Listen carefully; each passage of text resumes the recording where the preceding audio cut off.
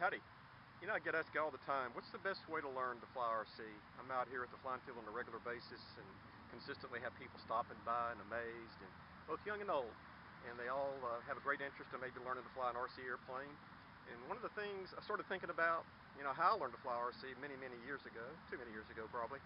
And the best answer I came up with is you want to be able to fly low and slow. And there's no better airplane to do that than to fly a three-channel. A three-channel, such as this powered glider, where you have the controls, three channels. You have one for the rudder, and that controls your lateral movements, and then your elevator for your up and down, and the other is your speed control. And one of the things about the speed control, from when you start learning to fly RC, the biggest mistake is to give it throttle to whatever, get the airplane flying, and then just leave it there until you land, or run out of battery, or run out of fuel if you're flying a glow-powered motor. But that's not the case. You should monitor and use the throttle control just as much as you use the rudder and the elevator to help really learn how to fly the airplane. So I'm going to give you a quick flying demo of what I mean by learning to fly, best way, low and slow, and use a three-channel airplane to do it. So here we go.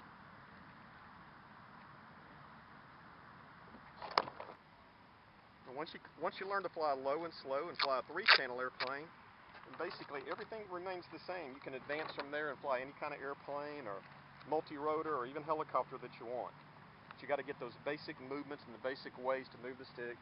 Get that pattern of where the stick is. Where it's kind of like learning to drive a car. It just becomes naturally. You don't even have to think about it. And again, this is a great way to do it, and it's inexpensive to do it as well. The other thing is, by flying low and slow, it gets you where you're not intimidated by the airplane. You can keep it in where you can see it, and you can learn how to get really good with it. So again, here we go.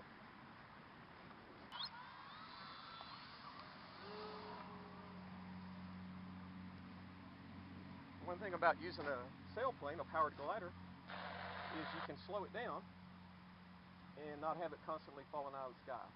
You don't constantly, as you can see, still moving pretty well. I've got full control of it. I'm not having to move, the airplane's not flying too fast, or if I move the stick in the wrong direction, I'm going to put it in the ground.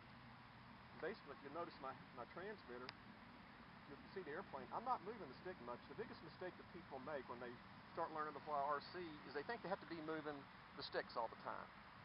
It's not like the joystick when you're playing a video game or anything like that. Basically, you want to get the airplane set up so where the mechanics, the trims as it's called, basically the airplane is flying itself.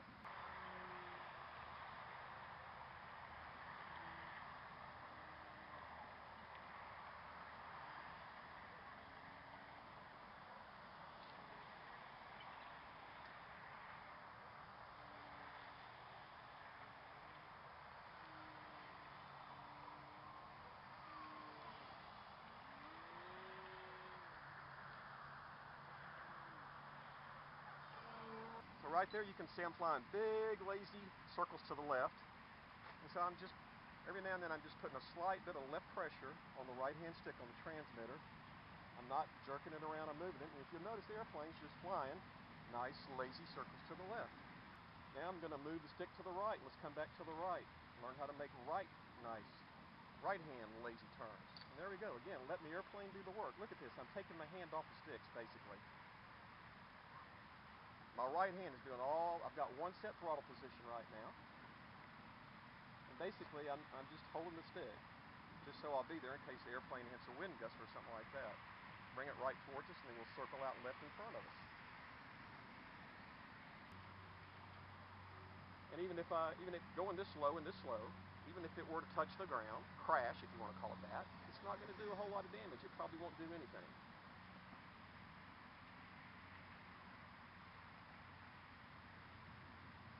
Right here, I'm just going to keep it cranking into nice left-hand turns.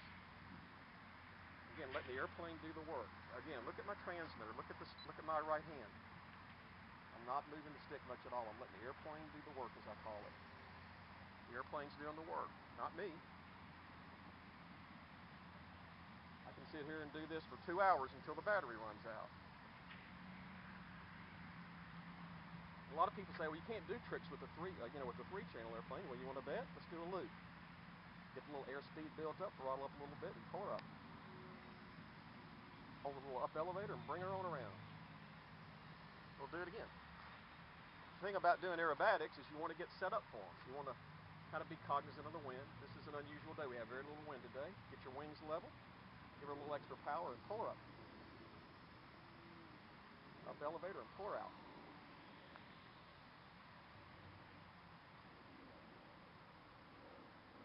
Even on 3 channels, we can still do a roll.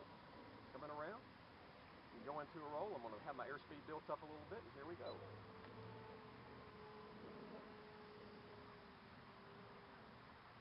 We split us out of it and come on around, go back into our lazy circles. One of the things that helps when you first start learning to fly RC is get something you're really good at. If you're really good at turning left, then let that be your escape. So when you start trying to do acrobatics or do maneuvers, get in trouble, you can always go back to doing what you do, whatever it is you do really good. If it's making left-hand circles. So in other words, if you get into trouble trying to do an aerobatic such as a loop, you're not sure what to do, well then just go back to making left-hand circles where you feel comfortable.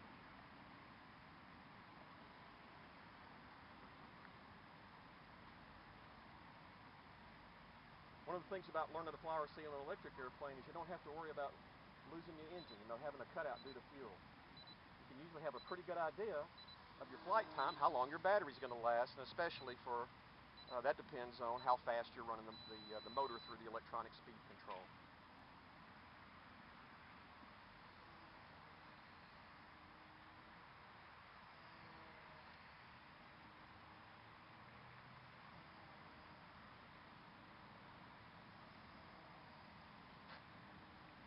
There again, the airplane's doing all, I'm not doing anything other than just keeping it in the attitude I want it, just making nice, tight, lazy left-hand circles. When the airplane goes up, it's going to start slowing down. And so that's the thing to do then is just to get the nose back down, use gravity, and as it's on its way back down, to get your airspeed built back up, and then smoothly pull up. I'll give you an example of what I'm talking about right here. We'll bring the airplane towards us, we'll pull the nose up, and we'll see how it wants to stall out. Well, I don't get all excited. I let the nose come back down, pick the airspeed up, and continue flying as normal. Coming back into the field of view on the camera here. We'll do that again. Coming around. Potentially pull up into a stall. Let it stop. Come back around. Pull up into a stall. Let it come back down. Continue flying normally.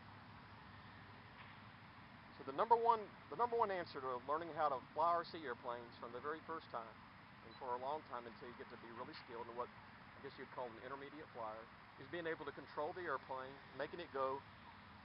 The other thing I tell people is make the airplane go where you want it to go. Don't let the airplane fly you. Just like full scale, if you were going to go get in a full scale airplane and take off and go somewhere, you'd have a flight plan. You'd know which direction you were going to head from the time you left the ground until the time you landed. And it's the same thing when you're flying RC.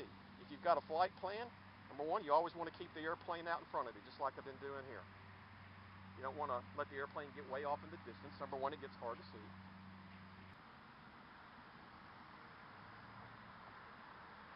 See, we got somebody driving up right now, and I guarantee you, I don't know who it is, but I guarantee you they're going to probably ask you questions about flying RC airplanes.